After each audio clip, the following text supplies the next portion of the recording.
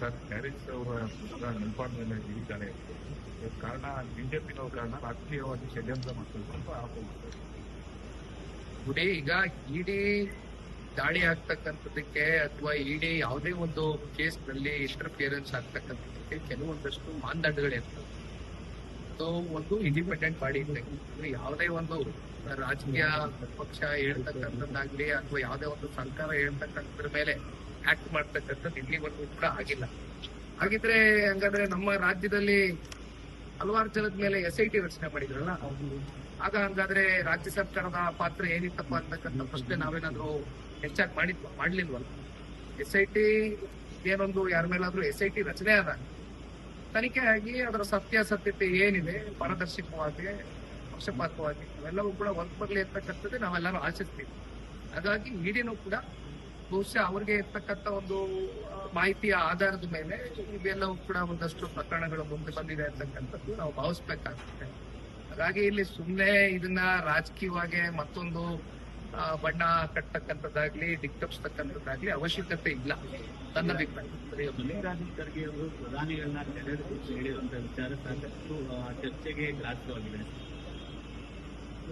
ಈಗ ರಾಜಕಾರಣದಲ್ಲಿ ಹಿರಿಯಕರು ಸಂಯಮದಿಂದ ಸಂಸ್ಕಾರದಿಂದ ವರ್ತನೆ ಮಾಡ್ತಕ್ಕಂಥದ್ದು ಆದಂತ ಸಂದರ್ಭದಲ್ಲಿ ನಮ್ಮಂತ ಯುವಕರಿಗೆ ಅದೊಂದು ರೀತಿ ದಾರಿದೀಪ ಆಗುತ್ತೆ.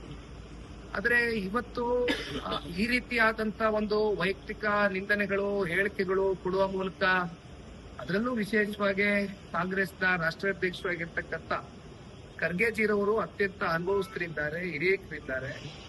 ಬಹುಶಃ ಎಲ್ಲೋ ಒಂದ್ ಕಡೆ ಅವರ ಹೈಕಮಾಂಡ್ಗೆ ಒಂದು ಇಂಪ್ರೆಷನ್ ಕ್ರಿಯೇಟ್ ಮಾಡ್ತಕ್ಕಂಥದ್ದಕ್ಕೆ ಈ ರೀತಿಯಾದಂತ ವೈಯಕ್ತಿಕ ನಿಂದನೆ ಹೇಳಿಕೆಗಳು ಕೊಡೋದ್ರಿಂದ ಇನ್ನೂ ಒಂದ್ ಕಡೆ ಅವರ ಒಂದು ಪರ್ಸನಾಲಿಟಿಗೆ ನನ್ನ ಅನಿಸಿಕೆ ಶೋಭೆ ತರ್ತಕ್ಕಂಥದ್ದಲ್ಲ. ಇದು ನಾವು ಯಾರು ಕೂಡ ನಿರೀಕ್ಷೆ ಮಾಡಿರ್ತಕ್ಕಂಥ ವಿಚಾರ.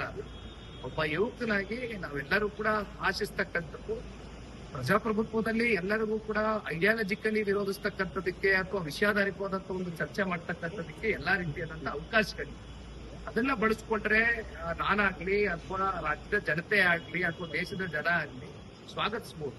ಆದ್ರೆ ಈ ರೀತಿಯಾದಂತ ಹೇಳಿಕೆಗಳಿಂದ ಅವರ ವ್ಯಕ್ತಿತ್ವಕ್ಕೆ ಎಲ್ಲೋ ಒಂದ್ ಕಡೆ ಧಕ್ಕೆ ಉಂಟಾಗಿದೆ ಅಂತಕ್ಕಂಥದ್ದು ನನ್ನಲ್ಲೇ ಒಂದ್ ರೀತಿ ಏನ್ ಹೇಳ್ತೀರಿ ಆಗಬಾರ್ದಾಗಿತ್ತು ಅಂತಕ್ಕಂಥ ಭಾವನೆ ಅನಿಸಿಕೆ. ಆಗ್ನೇಯ ಪದವೀಧರ ಕ್ಷೇತ್ರಕ್ಕೆ ಸಂಬಂಧಪಟ್ಟಂತೆ ಇನ್ನೂ ನಿಮ್ಮ ಒಲವು ಆ ಕಡೆ ಇದೆ. ಈ ಚರ್ಚೆ ಆಯ್ತಾ ಮತ್ತೇನೋ ಭೇಟಿ ಆಗ್ತೀರಿ ಇನ್ನೊಂದು ಬಾರಿ ಬಿಜೆಪಿ ನಾಯಕರು ಹೈಕಮಾಂಡ್ ಮಾಡ್ತಾರೆ? ಇತ್ತೀಚೆಗೆ ಲೋಕಸಭೆಯಲ್ಲಿ ಕೆಲವೊಂದಷ್ಟು ವುಮನ್ ರಿಸರ್ವೇಶನ್ಸ್ ಪ್ಲಸ್ ಡಿಲಿಮಿಟೇಷನ್ ಕುರಿತಂತೆ ಒಂದಷ್ಟು ಬೆಳವಣಿಗೆಗಳಾಗಿತ್ತು.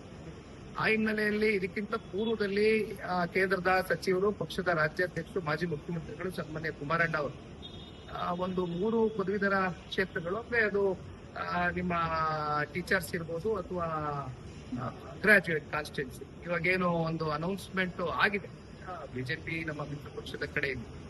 ಬಹುಶಃ ಇದೆಲ್ಲದಕ್ಕೂ ಕೂಡ ಸನ್ಮಾನ್ಯ ಕುಮಾರಣ್ಣ ಅವರು ಈಗಾಗಲೇ ರಾಷ್ಟ್ರಾಧ್ಯಕ್ಷರು ನಿತಿನ್ ನವೀನ್ ಅವರನ್ನು ಕೂಡ ಭೇಟಿ ಮಾಡಾಗಿದೆ, ಗೃಹ ಸಚಿವರನ್ನು ಭೇಟಿ ಮಾಡಾಗಿದೆ, ಅಲ್ಲಿಂದ ನಡ್ಡಾಜಿ ಅವರನ್ನು ಭೇಟಿ ಮಾಡಾಗಿದೆ. ಭೇಟಿ ಮಾಡಿ ಇರ್ತಕ್ಕಂಥ ವಾಸ್ತವಾಂಶದ ಬಗ್ಗೆ ಚರ್ಚೆನೂ ಕೂಡ ಮಾಡಾಗಿದೆ. ಬಹುಶಃ ಅವ್ರ ಕಡೆಯಿಂದ ಅತಿ ಶೀಘ್ರದಲ್ಲೇ ಇದಕ್ಕೆ ಒಂದು ಉತ್ತರ ಸಿಗುತ್ತೆ, ಉತ್ತರ ಹೇಳಿದ್ದಾರೆ ಅಂತಕ್ಕಂಥದ್ದು JDS ನ ಕಾರ್ಯಕರ್ತರು ಎಲ್ಲರೂ ಕೂಡ ಕಾಯ್ತಾರೆ.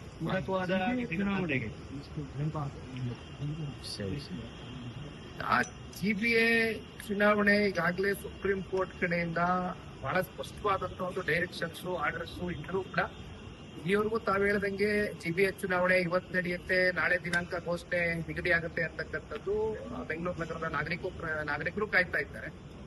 ಜೊತೆಯಲ್ಲಿ ಬಹುಶಃ ಜನತಾದಳ ಪಕ್ಷ, ಭಾರತೀಯ ಜನತಾ ಪಾರ್ಟಿಯ ಕಾರ್ಯಕರ್ತರು ಕೂಡ ಕಾಯ್ತಾ ಇದ್ದಾರೆ.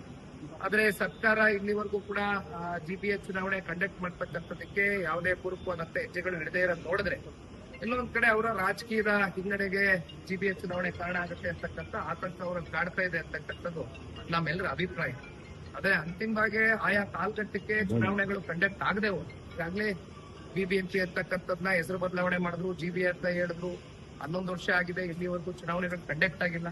ಚುನಾವಣೆಗಳು ಕಂಡಕ್ಟ್ ಆಗ್ಲಿಲ್ಲ ಅಂತಕ್ಕಂಥದ್ದಾದ್ರೆ ಆಯಾ ಕಾಲಘಟ್ಟದಲ್ಲಿ ಸ್ಥಳೀಯವಾಗಿ ಇವತ್ತು ಚುನಾಯಿತಿ ಪ್ರತಿನಿಧಿಗಳು ಅಂತಕ್ಕಂಥದ್ದೇನು ಆಯ್ಕೆಯಾಗಿ ಅವ್ರ ಮೂಲಕ ವಾರ್ಡ್ಗಳಲ್ಲಿ ಕೆಲಸಗಳು ನಡಿಬೇಕಾಗ್ತದೆ, ಅವೆಲ್ಲ ಕೂಡ ಸ್ಥಗಿತ ಆಗಿದೆ. ಅಂತಿಮವಾಗಿ ಇವತ್ತು ಅಧಿಕಾರಿಗಳನ್ನ ಯಾರು ಕೂಡ ಪ್ರಶ್ನೆ ಮಾಡದೇ ಇರ್ತಕ್ಕಂಥ ನಿಟ್ಟಿನಲ್ಲಿ ಇವತ್ತು ಬೆಂಗಳೂರು ನಗರ ನಡ್ಕೊಂಡು ಹೋಗ್ತಾ ಇದೆ. ಆಮೇಲೆ ಹೊಸಬ್ರಿಗೆ ಅವಕಾಶ ಸಿಕ್ಬೇಕು, ಹೊಸಬ್ರು ರಾಜಕಾರಣಕ್ಕೆ ಬರ್ಬೇಕು ಅಂತಕ್ಕಂಥ ಚರ್ಚೆ ಅನೇಕ ರಾಜಕೀಯ ಪಕ್ಷಗಳು ಆಯಾ ವೇದಿಕೆಗಳಲ್ಲಿ ಚರ್ಚೆ ಮಾಡ್ತಾರೆ. ಆದ್ರೆ ಹೊಸ ತಲೆಮಾರಿಗೆ ಅವಕಾಶ ಸಿಕ್ಬೇಕು ಅಂದ್ರೆ ಸ್ಥಳೀಯ ಚುನಾವಣೆಗಳು ಆಯಾ ಕಾಲಘಟ್ಟದಲ್ಲಿ ನಡಿಬೇಕಾಗ್ತದೆ.